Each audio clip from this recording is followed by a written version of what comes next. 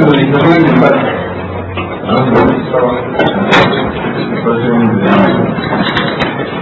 Bueno, pues, para efectos de nuestra acta, vamos a darle la cordial bienvenida y agradecimiento por su presencia en esta mañana. Esta mañana tenemos en este seminario una cosa especial. La verdad es que cuando empezamos a diseñar el seminario con respecto a la intención de incorporar cambios importantes de nuestra jurisdicción, no habíamos tenido la oportunidad hasta el día de hoy con un magnífico exponente, el profesor doctor Jesús Salguero, y muy amablemente ha venido esta mañana a participar con nosotros, comentando un problema especial de la tendencia y con cierta connotación futbolística. Me refiero al caso de un jugador de la segunda parte de Argentina.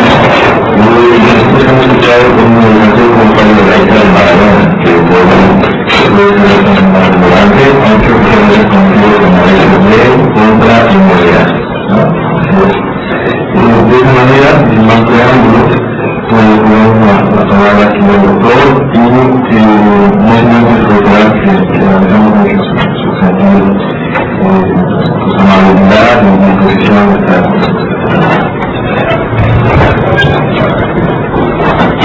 Buenas tardes. En primer lugar, tengo la intención de participar de este evento. Realmente nuestros seminarios son muy relevantes que han considerado como un espacio de debate académico de la trascendencia. El día de hoy voy a presentar una sentencia de la Corte Suprema de Justicia de Argentina. Primeramente quisiera aplicar los antecedentes en este caso. Se trata de una sentencia buscando un juego de la libertad de expresión y de la persona judicial previa. Procesalmente el caso se inicia como un juicio de filiación, donde la madre de una niña invitaron una demanda contra un conocido comunista judío y el hermano Maradona, y se trata de un caso de filiación.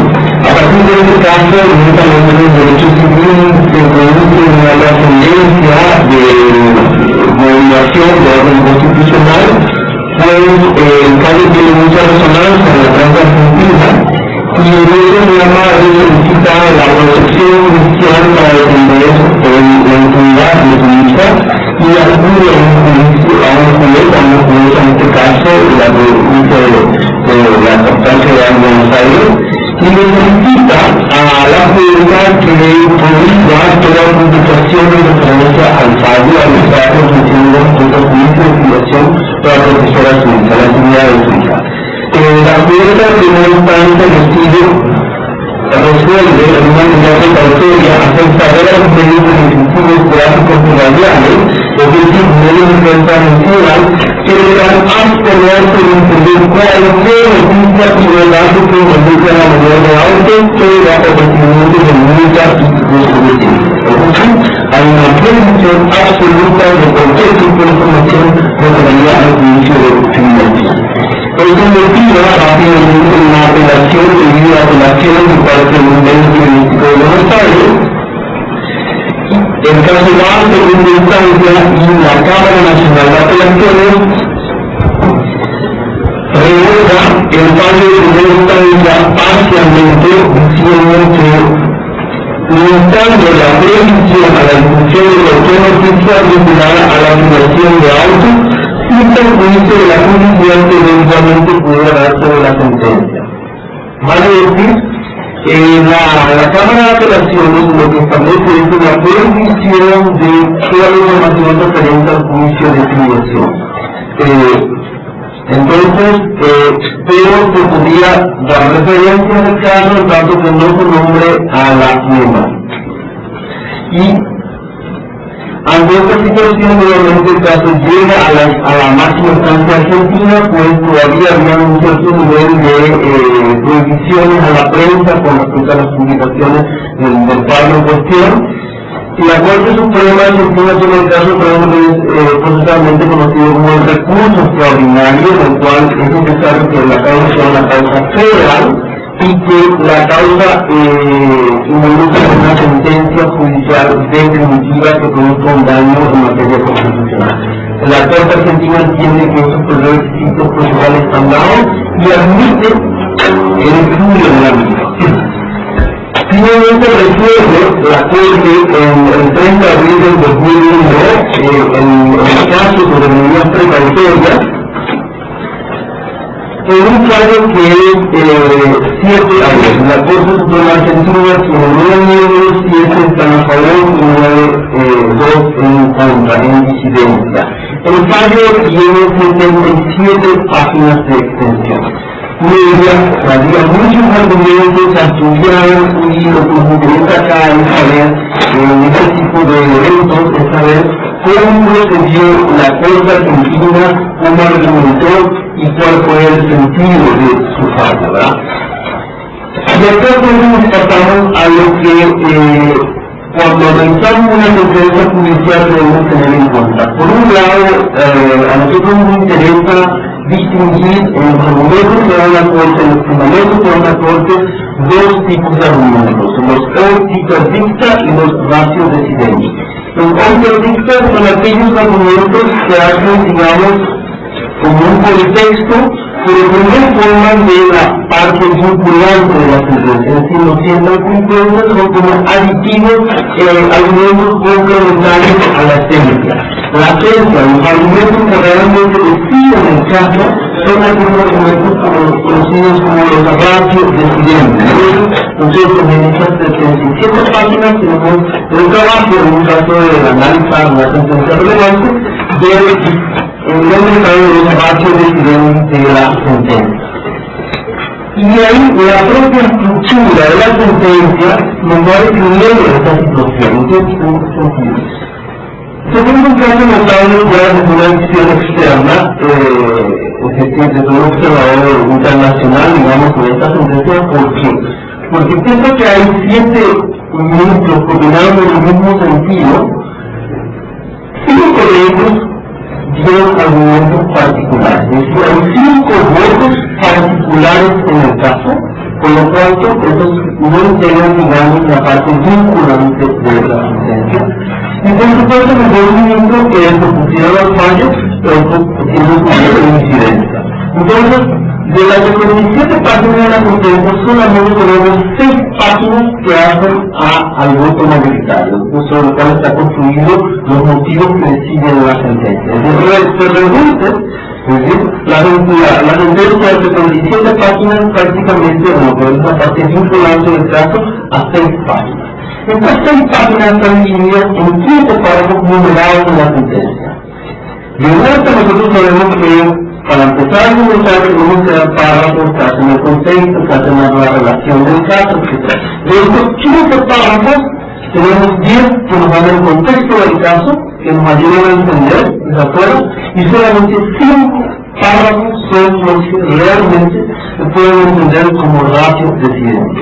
Esta es una observación que llama la atención, digamos, con nuestras disculpas. Entonces, podemos decir, vamos, a la propia estructura de la sentencia, el análisis del caso a 5 párrafos relevantes. Eso no quiere decir que las opiniones particulares de los ministros no sean interesantes. Por supuesto que sí. Estos votos tienen 15 páginas de fundamentar el caso, pero como señalé, el problema está en que cuando fundamentan en forma personal, podemos saber qué opinan ellos, podemos entender en base a qué ellos decidieron, pero jurídicamente eso es irrelevante.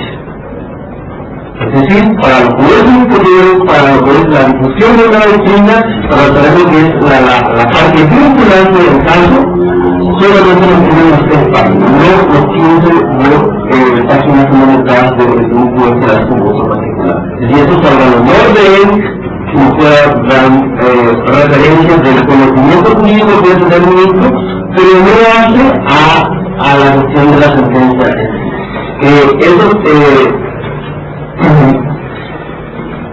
Tiene que ver a veces con, me acuerdo lo que comentaba un profesor mío, de que los juristas en realidad, y esto tiene que ver con el órgano colegiado, muchas veces trabajamos por lo que dice juntos pero separados. Es decir, es un cuerpo colegiado que necesariamente debe trabajar juntos para hacer la sentencia, y cada ministro trabaja de forma separada y no establece la propia sentencia. Es decir, no hay un trabajo en equipo, digamos, no se mueve para iniciar la sentencia. Bueno, yendo al caso en concreto.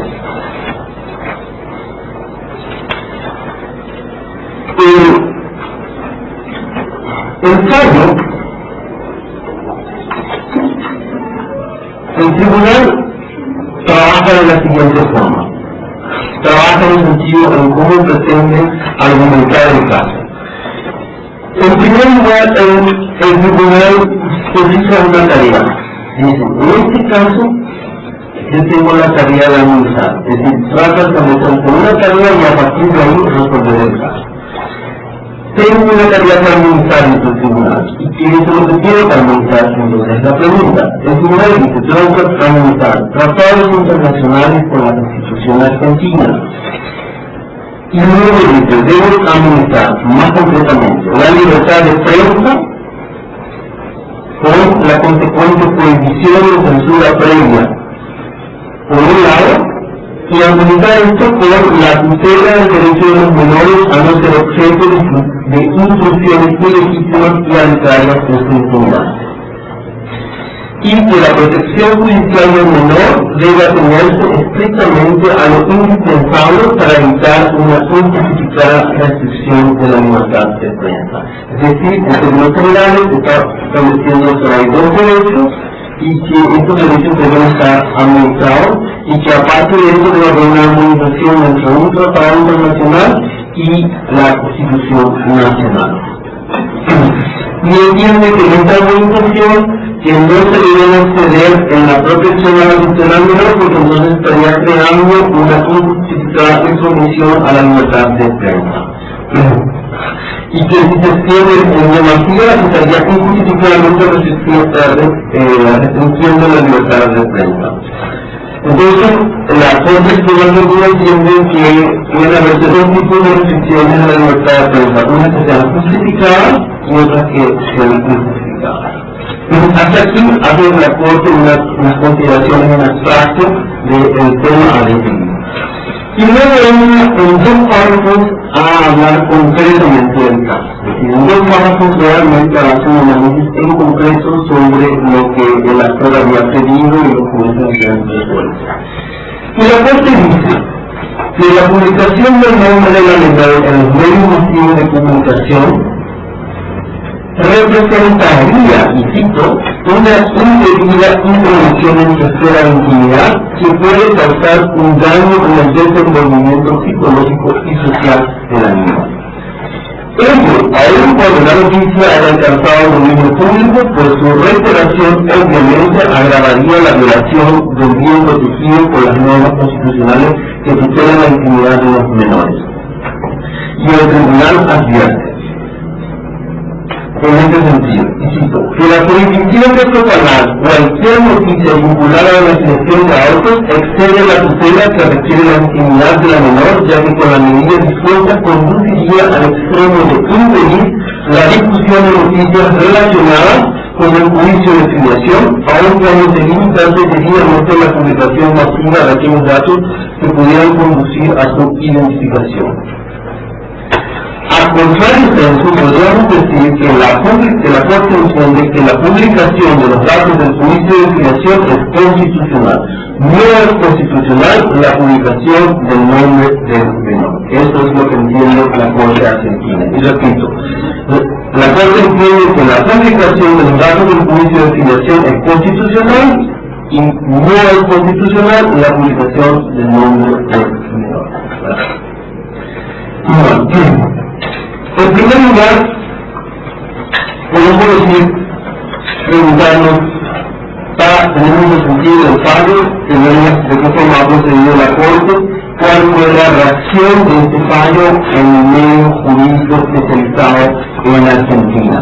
Quisiera citar a un autor que es conocido del Instituto de Investigaciones Jurídicas, que es un reconocido constitucionalista y que también es un periodista especializado publicado en el diario La Nación de Buenos Aires. Es decir, en una columna, en una lista, el trabajo de la Corte Suprema de Argentina. Se llama Adrián Ventura. Adrián Ventura dice lo siguiente: la Corte admitió algún grado de censura previa cuando está en juego la intimidad del niño. Para él, el fallo contiene un grado de censura previa. Sigue diciendo Adrián Ventura. Sin embargo, la sentencia parece una muy grave falla que lo descalifica.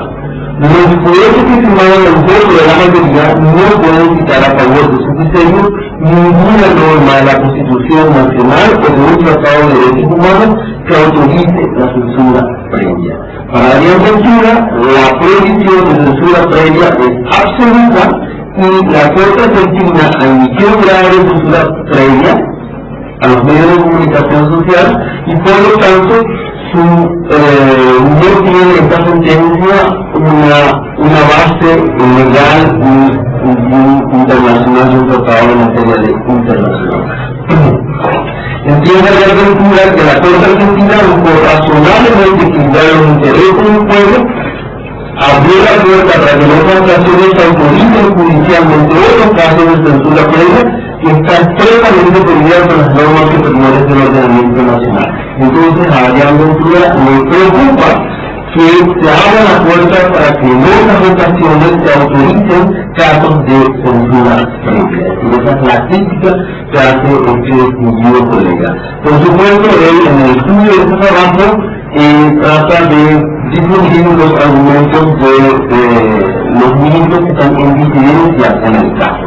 En este caso, el ministro Bonuccio y el ministro de Sacchi construyeron, por un lado, que la prohibición de censura previa es absoluta en la Constitución argentina y que la Constitución vea terminantemente el control partido de lo que va a expresar por medio de la prensa y la coordinación válida entre la libertad de acción y la protección de la dignidad, y que coartar la libertad antes de la publicación o de la emisión de las ideas significa prejuzgar sobre la capacidad de los medios de prensa de ejercer razonablemente, responsablemente su función y entrañaría desconocimiento sobre el efecto disuasivo de la sanción ulterior que el ordenamiento jurídico prevé. Es decir, del voto de disidencia se está a favor de la posición de que no debe haber ningún caso de censura previa y que jurídicamente los casos están resueltos, están guiados por la regla de la responsabilidad ulterior.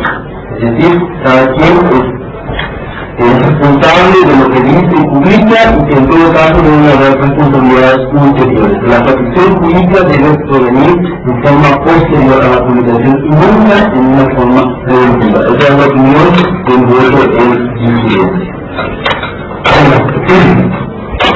Pero, por otro lado, otra parte de la jurisprudencia argentina analizó el caso del siguiente periodista. Un conocido constitucionalista argentino, también con presencia en México y en cursos, conferencias, muy reconocido realmente en México, el doctor Samuel, ha opinado lo siguiente con respecto a este caso que ha tenido mucha resonancia en el ámbito jurídico argentino.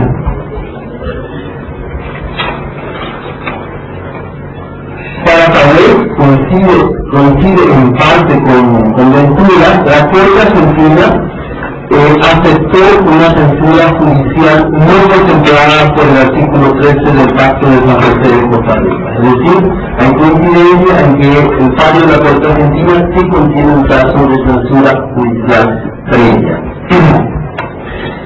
Pero luego se había ocurrido con un diferente aventura.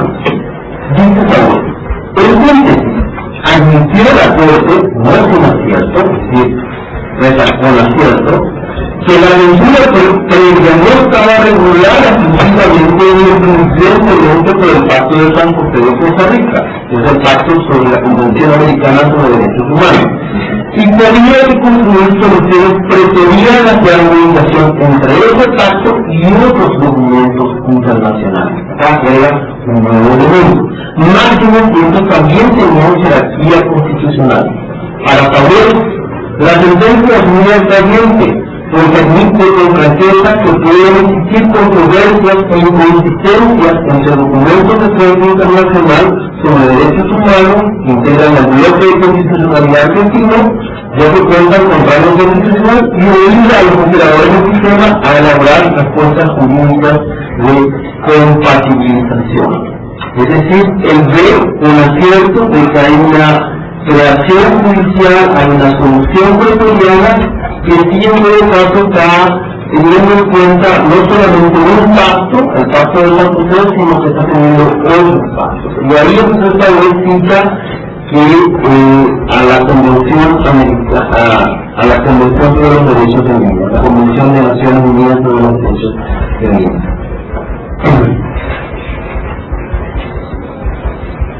Saber, en resumen, es mi opinión.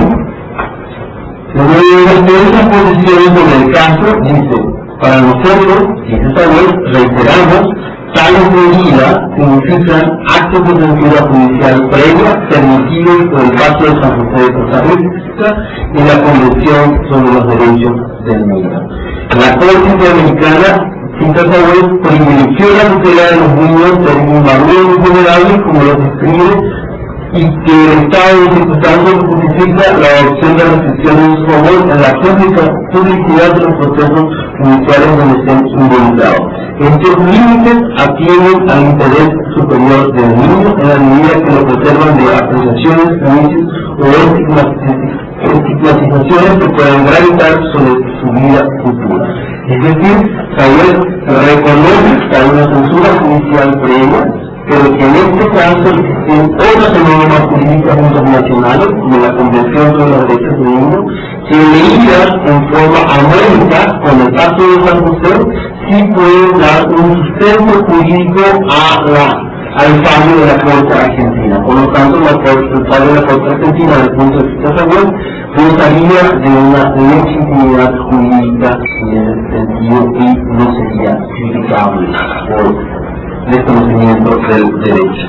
Entonces, ahí tenemos otra versión de cómo el fallo fue resumido en Argentina. Lo interesante es que hasta acá entonces tenemos una clásica posición de cómo en un fallo se producen dos posiciones jurídicas y que un tribunal asume la tarea de decir, habiendo una situación en concreto donde hay dos partes en pugna con dos intereses que están trayendo diciendo que ese es su propio derecho, la Corte entiende que debe tener un trabajo de armonización, ¿verdad?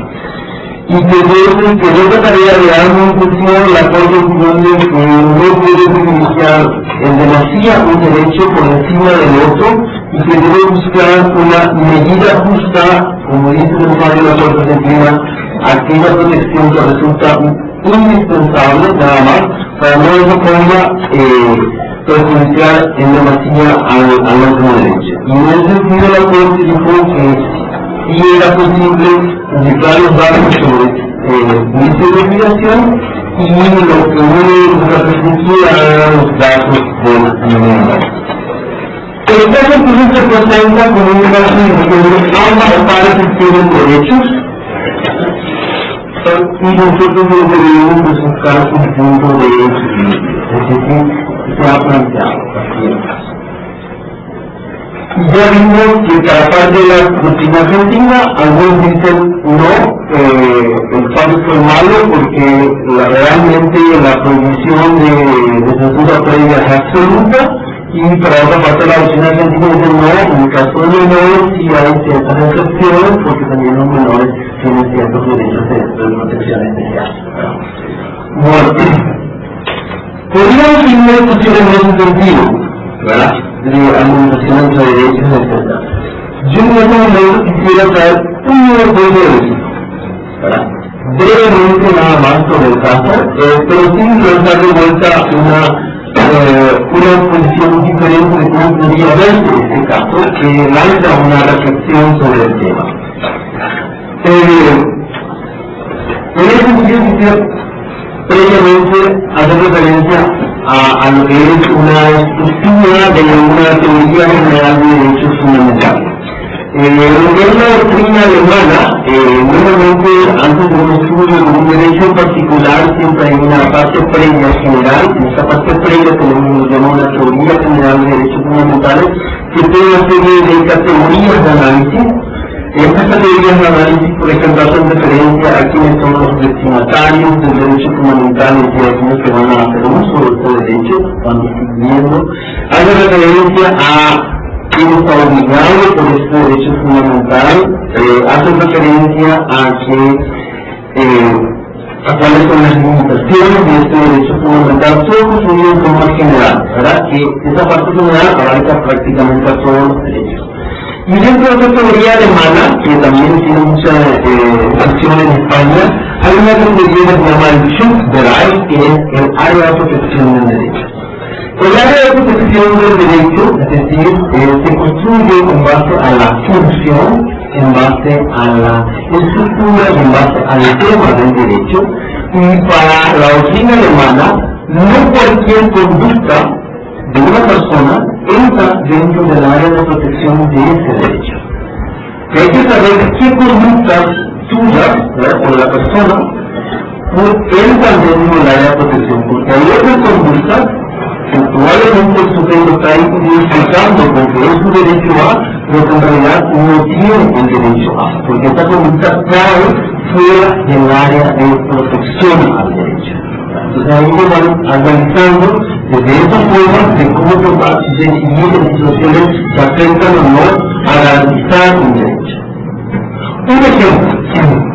Dentro de esta área de protección, los alemanes tienen en el artículo 5 de la Constitución Alemana de Bonn, del año 1949, el derecho a manifestarse libremente, a manifestar libremente su opinión. Ellos dicen de que un miembro de la Cámara de Diputados, un legislador, un diputado, cuando está haciendo uso de la palabra en la sesión de la Cámara de Diputados, la protección de lo que él está diciendo en su idioma no se hace en función al derecho fundamental del artículo 5 de la Constitución alemana. Es decir,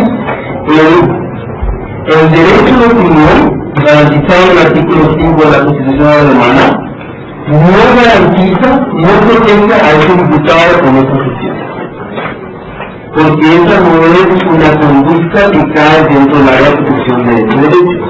Si la protección de esta manifestación del diputado alemán en pleno Bundestag reemplace en base a otras normas jurídicas, que son normas referidas a las demás normas de organización contempladas en el derecho alemán, referidas a la inmunidad de los diputados, etc. Entonces, la protección de esta conducta viene por otras normas jurídicas y no por un derecho fundamental. Normalmente uno pensaría que el diputado tiene un derecho fundamental de transmisión y que también haría uso de ese derecho aún en la sede del Parlamento. Pero no, en la doctrina alemana dicen que no, que esta conducta no cae dentro de esa área de protección. Entonces, si en cierta medida podemos entender esta teoría general alemana, y entender de que no toda conducta cae dentro de la protección de un derecho, podríamos preguntarnos, y esto lo hago como una posibilidad de análisis, ¿en qué medida una persona o la prensa podría reclamar como su derecho la publicación de un acto que va en contra de otro derecho?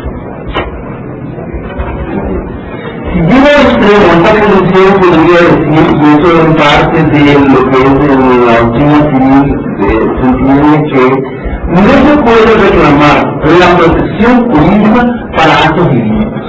Es decir, la protección jurídica solamente puede ponerse en funcionamiento para aquellos actos que corresponden a un derecho o para aquellos actos que son actos cívicos. Aquellos que cometen actos que van contra una normativa legal no puede reclamar la protección del derecho. Desde ese punto de vista, entonces, no habría un derecho a publicar, no hay ningún tipo de un acto. Por ejemplo, el caso más extremo sería si yo como medio de comunicación masivo quisiera publicar una foto que afecte a la, digamos, una foto que pueda ser catalogada como pornografía infantil. Entonces, en este caso, hay un derecho a publicar esta foto. Bueno, en algún momento de la pornografía infantil, claro, dentro de normas límites, ¿verdad? Usted no tiene derecho a cometer un acto ilícito. Usted solamente tiene derecho a discutir, a debatir, pero no a cometer el acto ilícito. Usted puede debatir sobre los actos ilícitos, a discutir su opinión, pues usted no puede cometer un acto ilícito porque la prohibición de una foto pornográfica infantil está prohibida por la legislación penal. Entonces, en este caso, tal vez se podría notar mejor de cómo ciertos actos que la gente pretende que es parte de su derecho, en realidad no es parte del área de protección de su derecho y cae por fuera, como decimos en alemán, de esa área de protección de derecho. Entonces, si consideramos desde ese punto de vista, tendríamos que en este caso no tendríamos un caso de conflicto de derechos y la Corte no tendría que asumir la tarea argumentativa desde el punto de vista de la argumentación. Entonces, el método argumentativo cambia y lo que la Corte tiene que hacer es decir, en este caso es decir, a usted le corresponde un derecho sí o no, su conducta corresponde un derecho sí o no, y la conducta de esta persona corresponde a un derecho. Y en un momento dado puede llegar aquí, en dos posiciones en públicas solamente hemos notado un sujeto, una parte con derechos y el otro sin derecho a.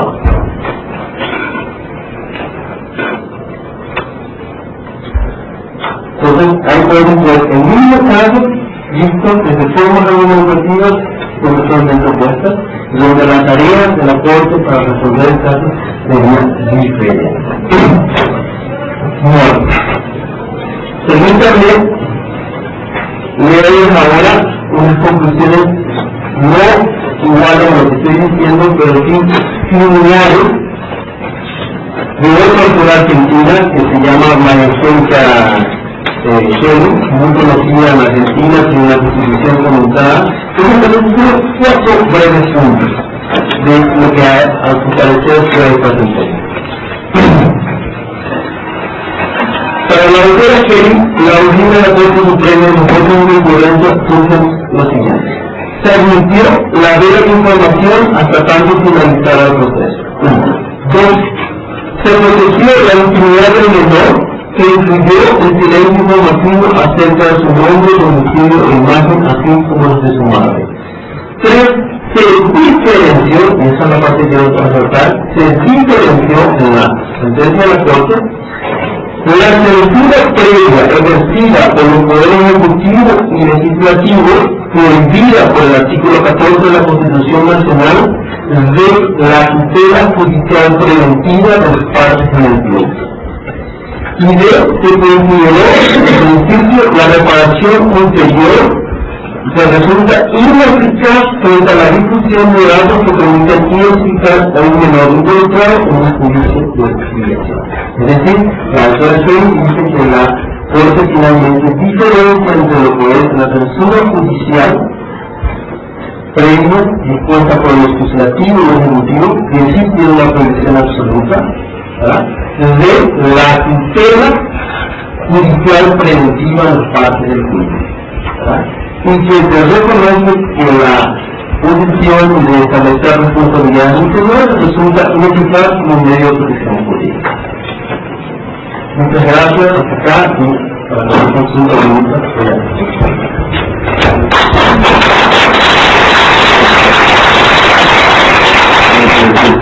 la disposición de esta sentencia nos declara así verdaderamente sugerente, muchas dudas de cómo pronunciar de la discusión, los comentarios aquí, así que bueno, yo después tengo una ensalada, pero realmente está completado. Yo una rápida, si ustedes repitiendo los tres partes para yo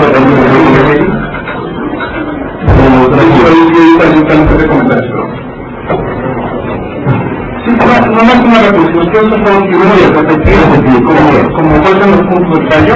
Bueno, para la doctora Kelly, en la sentencia se admitió la vía de información hasta tanto finalizara el proceso. Dos, se fue elegida la intimidad del menor que incluyó el silencio informativo acerca de su nombre, domicilio e imagen, así como los de su madre. Tres, se diferenció la censura previa ejercida por los poderes legislativo y ejecutivo prohibida por el artículo 14 de la Constitución Nacional Argentina. Se diferenció esto de la tutela judicial preventiva de las partes en el pleito. Y B, se consideró que la reparación ulterior resulta ineficaz frente a la discusión de datos que permitan identificar a un menor involucrado en un juicio de silencio. Es decir, que se publican los datos de un menor, el después sería de nada. Es una protección jurídica ineficaz totalmente. No sé qué pasó. Yo tengo un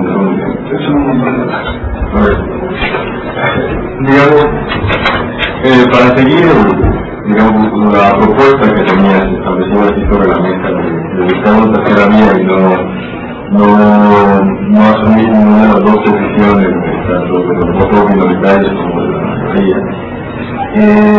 Mantener los controles de teoría general de los derechos fundamentales. Y me llama la atención, quizás esta sería una pregunta. Entendido como área de protección del derecho, entendido como este derecho, el hecho de ser persona pública, ¿hasta dónde modifica las reglas generales del derecho a intimidad? No sé si sobre eso se haya hecho algo, porque normalmente al partir de ser un interés general y más en Argentina sobre Maradona, podría justificarse ciertas modulaciones de la protección del derecho a la intimidad. Eso sería por un lado.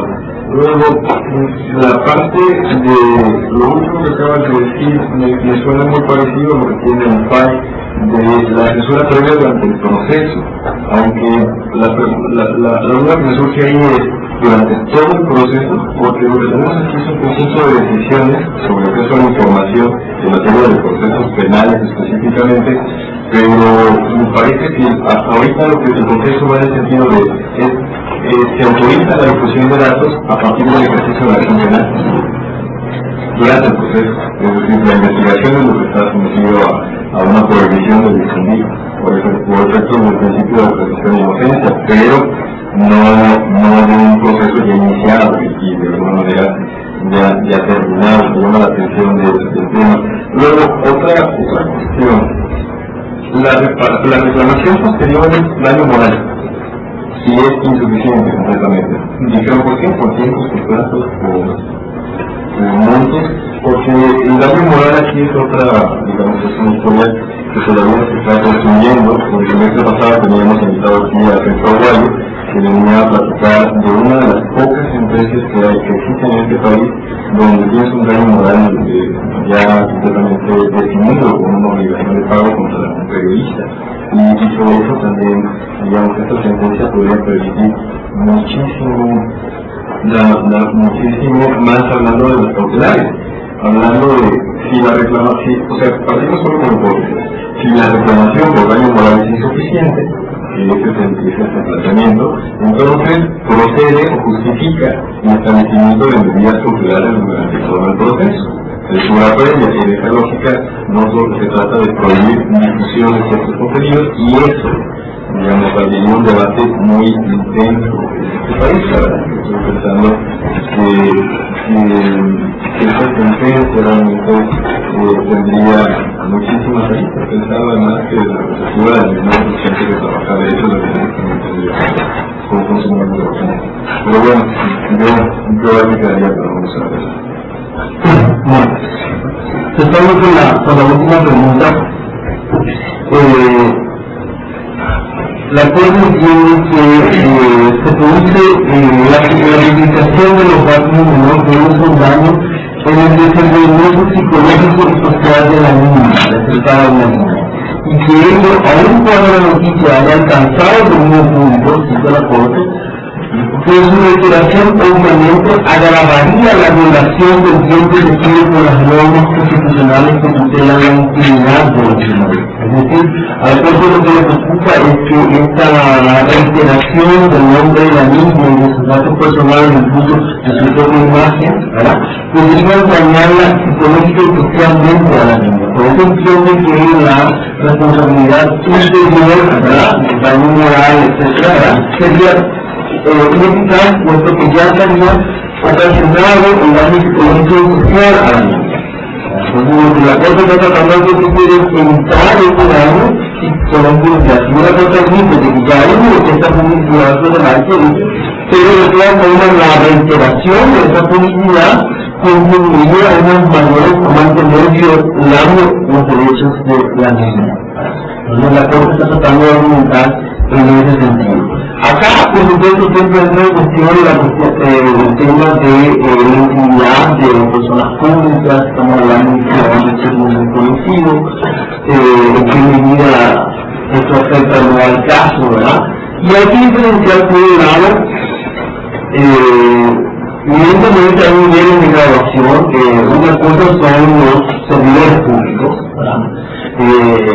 Creo que las personas que menos pueden proteger su intimidad en muchas ocasiones son los servidores públicos. ¿Y por qué? ¿Acaso no son personas también que podrían llegar a proteger su intimidad y tienen todo el derecho a proteger su intimidad? Yo dice, sí, es cierto, o sea, que las reglas tienen derecho a la intimidad y a proteger su intimidad, siempre que un servidor público no utilice un caso probable, ¿verdad?, dinero público para, digamos, mantener relaciones íntimas con otras personas y utilizando todos los medios de la institución arbitraria para establecer este tipo de situaciones. Entonces, la investigación de ella, por el lado, no es por querer conocer la intimidad del servidor público, sino por el lado de ver qué se hizo con los fondos públicos, con el dinero público. La ciudadanía sí tiene derecho a saber qué se utiliza y que hay una desviación de los fondos públicos para un interés personal. Entonces, ese interés en saber qué se hace con los fondos públicos sí sería, digamos, actuaría de razón jurídica para indagar incluso la actividad privada de ciertos servidores públicos que estarían probablemente financiando su vida privada con dinero público. Ese sería el caso. En el caso de la Constitución Argentina, no tenemos ese caso que si tienes una figura pública no es un servidor público. Entonces, no hay, digamos, en ese sentido un interés de la colectividad, ¿verdad? Y lo otro que tenemos que saber es que normalmente la idea de no hacer una censura previa a la libertad de expresión está asociada, y eso figura también en la sentencia, está asociada a la idea de democracia. Es decir, una democracia, un sistema de gobierno democrático funcionaría siempre y cuando tengamos una libertad de expresión sin censura previa. Creo que eso es la diferencia entre la censura judicial previa, legislativa y ejecutiva. No puede haber un derecho de decir ejecutivo de censurar a los ciudadanos o a la prensa en general, ni tampoco se abre una ley de hacer una censura. Y creemos que es el caso cuando sí estamos estableciendo una posición de, ya no habla la autora Kelly de censura judicial. En el caso de los otros dos autores que sí hablaban de censura judicial, la autora Kelly ya no habla de censura judicial y se pasa a la idea de tutela judicial preventiva. Ahí sí hay un cambio en la visión de lo que hace el juez. El juez no está censurando, sino que el juez lo está haciendo es tutelar su derecho. Desde una posición judicial. Una pregunta. Las medidas cautelares. La función de medidas cautelares, como vamos a ver.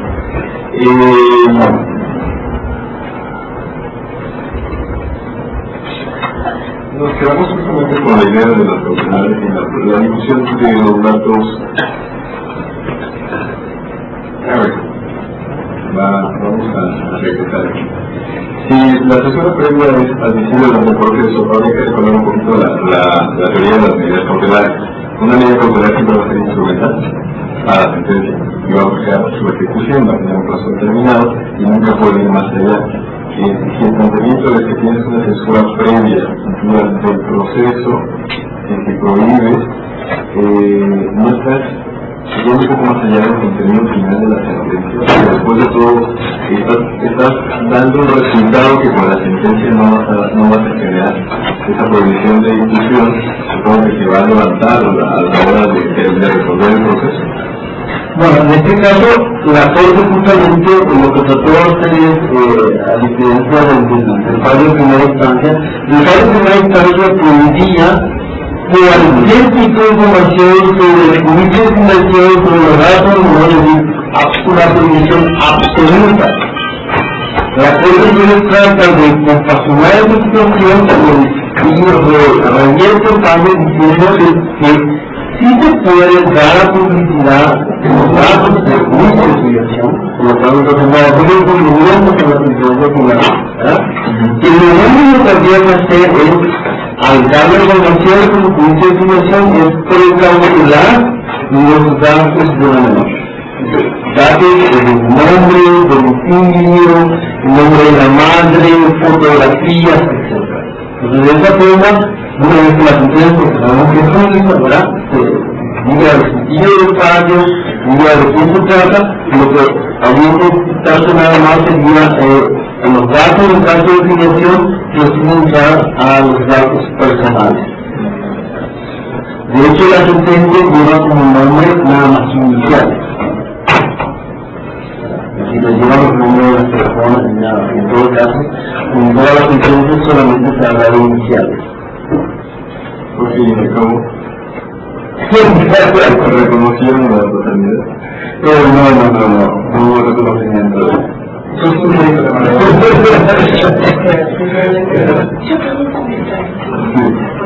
Nosotros tenemos un caso bastante parecido y a mí, escuchando lo que estás diciendo, me llama mucho la atención que no hemos retomado las mismas medidas cautelares, sobre todo por parte del Ministerio Público. Podríamos estar hablando de presentar jurisprudencia para este caso, evidentemente, para que en futuros casos. Es una coincidencia presentarse de otro jugador de fútbol tan conocido, pero no sé si te acordás que fue tan relevante ese tema en la función. Yo estaba en esta fiscalía justamente, y como yo era funcionaria ahí, me cayó el expediente, y no se habló en absoluto de medidas cautelares respecto al menor, y tampoco se habló de preservar la integridad a través de la no divulgación de sus datos personales. Entonces, ¿de qué año está? Del año 2001. Porque y fue por ahí, si no me equivoco, fue por ahí en el caso de la licencia. Entonces, desde el gobierno del Ministerio Público, ahora nada más un comentario que me parece muy interesante, es el sistema de medidas cautelares que está implementando, en este caso parece la Corte, pero yo agarraría la iniciativa clave del Ministerio Público, ¿verdad? Que nosotros tenemos aparte, tenemos un Ministerio Público para la niña, específicamente. Bueno, en el caso de la defensa de una niña de condición menor, en este caso, en el caso argentino, la defensa la hizo la madre, una persona acude a un juez, y la otra persona, la institución que sería responsable de cautelar la selección de la menor, sería en todo caso el Ministerio Público, en una fiscalía, una procuraduría de la niñez que entienda esa competencia en la selección de la niñez, sería la posibilidad. De todas formas, cuando se trata de un conocido de los medios, entonces, indudablemente la prensa está con toda la tentación de difundir todos los detalles del caso, ¿verdad? Porque consideran que la audiencia así lo requiere, ¿verdad? Pero también la audiencia tiene fines económicos. Entonces, entonces ahí es donde independientemente del caso en sí, en Argentina se están dando una serie de casos donde lo que se está teniendo en cuenta es que ellos en este momento van a tener que armonizar su normativa jurídica nacional con la normativa jurídica internacional. De hecho, tienen una cláusula de la Constitución argentina que hablan de que los tratados de derechos humanos tienen garantía constitucional. Y en ese sentido, la Corte Interamericana, como ya lo sabemos en los estudios también lo va señalando, la Corte Interamericana de Derechos Humanos está estableciendo de que la protección de los menores y está conllevando la idea de un activismo judicial, ¿verdad? Y que eso es posible a partir de una parte legal internacional como la Convención de los Derechos de la Mujer, ¿verdad? Y entonces el criterio de censura absoluta, ¿verdad? Va teniendo buenas aristas con tanto que surgen nuevos sujetos con derechos, ¿verdad? Y que la idea de censura absoluta está en función a concepto de democracia y que sobre todo tenía una mayor trascendencia en los regímenes autoritarios que vivimos en gran parte en América Latina y sobre todo en Sudamérica. Entonces, que esa idea de censura previa, prohibición, censura previa absoluta, está en función a lo que es la organización del gobierno, pero que al pasar a una idea de contratar con otros derechos, tiene otro sentido, porque el contexto es diferente. Entonces tiene otro sentido y inclusive en este caso, en parte de la doctrina habla de excepciones a la censura previa, ¿verdad? Que sí hay un nivel de excepciones y que en caso de cuando se confrontan los derechos que no pasan, sobre todo las excepciones van en amplias. Eso sería como la tendencia que estamos observando en materia de libertad de expresión.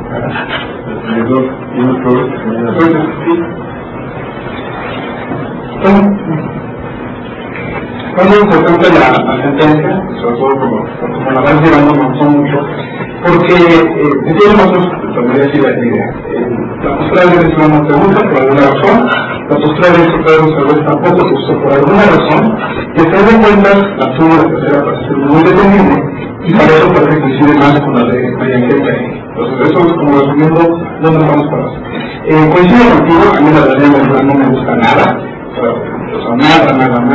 Esta idea es muy positivista, ¿no?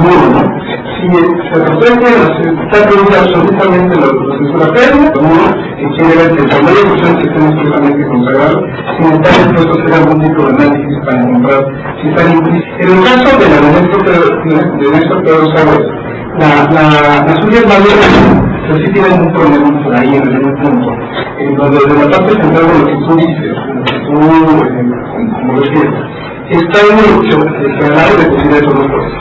Entonces, el mercado que llegar a nuestro presente, que tiene que decir ahora como que si no se trata de censura previa. No va a censura. Eso es una cosa diferente, que no cae con la censura previa, y se podría hacer una limitación a la libertad de información, de expresión, de prensa, etcétera. Pero eso puede llevar a censura previa. Está mejor. Pero también me gusta la tercera aspecto muy interesante, porque es lo que entonces, me interesa hacer un parece que lo están leyendo así, el caso de la armonización, del balanceo, de la combinación entre los diferentes derechos o conflictos que se están presentando. Entonces, me parece que la toma de eso es muy sensata. Por eso, se decía, no, aquí se le estudio, salvo que ya hay una restricción absoluta, no se discute con nada, ni ahorita ni cuando termine el proceso. Ahí va la medida de es muy relevante, como que decía Carlos Rosario. Pero bueno, no es completa la decisión, ¿no? Es una limitación que se encuentra en un derecho.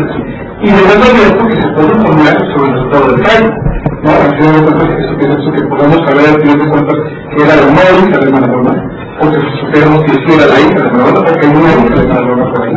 Pues creo que eso es una parte importante del fallo, y yo con eso el modo de la que puede estar satisfecho, porque necesitamos tener más modo ahí. Sobre todo me interesa mucho la tercera, pero quizás son primero la cuarta, lo de que se considera que la reparación no es insuficiente.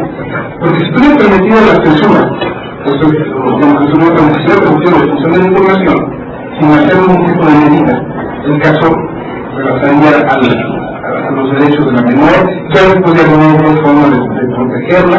Pues en ese sentido, para proteger a la menor es necesario esta interferencia, que además no estamos viendo como justificada, y tiene que ser ex ante y no ex post. Entonces, en ese sentido, me parece que es una clave del fallo, que quizás mientras no se ve, por las propias organizaciones no son capaces de dar la razón del fondo. Y quizás son académicos que se pueden encontrar en esta comunicación y yo voy a entrar en todo porque todo lo distinto de una forma que podemos ver acá. Entonces, ya esto tenemos la sociedad. Se diferenció claramente de una censura técnica, que yo creo que con contexto histórico va hasta aquellos órganos del poder central, autoritario, ejecutivo, muchos estimuladores de la información, usted recuerda que discutimos en el tiempo que el cuerpo, por lo tanto, dijeron, la que hablamos de ejecutivos estaría prohibida absolutamente, la que realiza el empleador parecería que está prohibida hasta el punto absolutamente, pero nos regalamos una que es al nivel de los procesos judiciales, mediante una decisión de un juez, de una autoridad constitucional, que se pregunta algún tipo de restricciones a la legislación, para salvaguardar la tutela de la persona, del menor en este caso, que también que usa la línea correcta y pierde una línea importante. Entonces, la pregunta que ustedes como lanzarte, como para que las reflexiones, sería que hoy por hoy, la Corte Mexicana, que es un asunto que se parece un poco a esta asunto, tiene que resolver sobre la constitucionalidad de la reforma electoral, concretamente en el punto en el que se autorizó una especie de censura de que no se le va a permitir la comunicación, no cierta información, no cierta expresión de ideas a favor de ciertos candidatos, a la hora que se ya no podrá contratar tiempos y solamente vive que dar una contratar. O sea, hay toda una serie de cosas que están censurando previamente, y por tanto no hay una realización, entonces ponen una censura previa. Nosotros podemos decir que hay una resolución que no lo diga. Entonces, aquí vendría, me parece que en el caso de Maradona, de Maradona, o Luisa de Maradona, vendría a ser una antecedente muy interesante para ese país que tiene que eventualmente tomar la forma.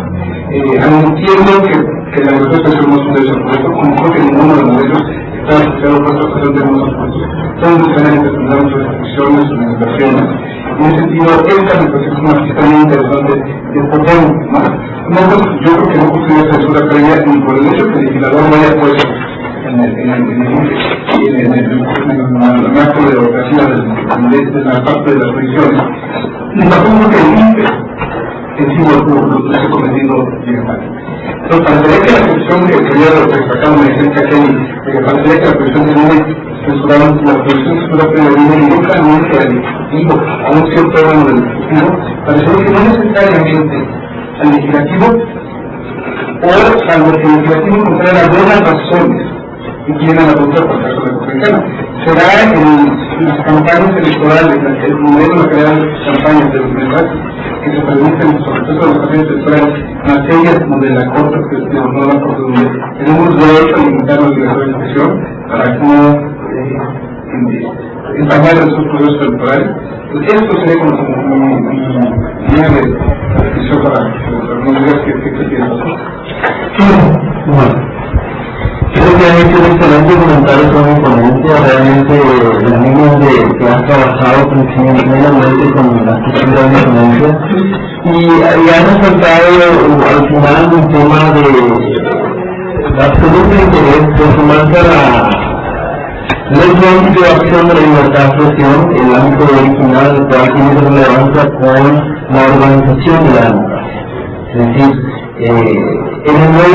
en el sentido moderno, porque en el sentido antiguo, en la época de la dictadura, decíamos no a la censura porque queríamos expresar y decir acá está la violación de derechos humanos, acá están nuestras ideas, nos quieren preocupar, etc. Hoy en día, según el tema, en un nuevo contexto y uno de las actuales en el nuevo contexto, que es la puja entre los partidos políticos en un proceso electoral y la posibilidad del derecho que ellos tienen de hacer publicidad, de hacer propaganda de sus actores, de sus candidatos, etc. Y que lo quieren hacer personalmente y no por intermediarios. Entonces ahí uno me pregunta, ok, esta nueva visión de la evolución de la democracia, de lo que vemos en el futuro, ¿cómo podemos regular en qué tipo de restricciones podemos tener en ese sentido? Y si estamos adoptando una censura, en este caso, legislativa o a fin de hablar en esta categoría de censura, Si miramos otros procesos electorales, en el caso, por ejemplo, de Paraguay, se necesita un periodo de gobierno autoritario de más de 35 años y entramos en unas elecciones electorales donde queríamos preservar la participación igualitaria de los diversos grupos políticos y queríamos preservar condiciones de discusión mínimas y estables para toda la ciudadanía. La nueva normativa electoral hizo restricciones a la política. ¿En qué sentido? Aquellas que contribuirían al mejor desempeño de la contienda electoral. Por ejemplo, ¿qué se prohibieron? Se prohibió todo tipo de propaganda que haga alusión al contrario. La idea de la propaganda electoral se dijo en su momento dentro del pequeño debate parlamentario en Paraguay, en el año 1990 ya, fue que la idea de la propaganda electoral es decir a la ciudadanía: miren, este es mi partido, miren, esta es mi ideología, esta es mi plataforma de trabajo, esta es mi propuesta, y esto es lo que como grupo político le decimos a la ciudadanía vamos a hacer y queremos que queremos apoyo. Queremos ayudar al gobierno para hacer estas cosas en pro del pueblo paraguayo, y entonces la propaganda debe tender a difundir lo que uno quiere hacer. Y la propaganda electoral no puede pensarse en hacer una crítica desmotivada al adversario. Entonces se restringió que un partido de un color determinado le diga al otro partido todas las cosas negativas. Entonces ahí hay una restricción que hasta el momento, digamos, los ritmos de suficiente violación de esa norma, pero que por lo menos permite que para la información que recibe la ciudadanía, por lo menos la información directa y legal, digamos, es una información que tiende a precaucionar el sentido de la contienda electoral. Es decir, conocer la propuesta de un candidato, que la ciudadanía conozca esas propuestas y que entonces eso sea facilite a la evolución de la democracia, sobre todo en el caso del contexto sanitario de Paraguay. Y eso es una norma que sí ha contribuido, digamos, al desarrollo de nuestra democracia. Entonces nosotros no hacemos referencia a una cuestión de censura ejecutiva o legal previa, sino consideramos esta norma como una norma que sí ha contribuido al desarrollo de nuestra democracia. Hay un caso concreto de una visión nacional. Yo sí creo que siempre en todo un proceso electoral, de acuerdo a las circunstancias y el contexto del país en determinado, se pueden tomar medidas que restringen cierta participación de los actores, pero en función a la colectividad. Entonces, ahí yo creo que no se puede hablar de censura, sino que se puede hablar de precaucionar a la colectividad y al proceso electoral en sí, para que tenga un desarrollo, digamos, razonable. Sí, básicamente, ese conflicto del caso mexicano. Entonces, creo que es una muy buena teoría la que sale a raíz del caso como lo pusiste, digo yo. Bueno, no sé qué tu línea, ¿no?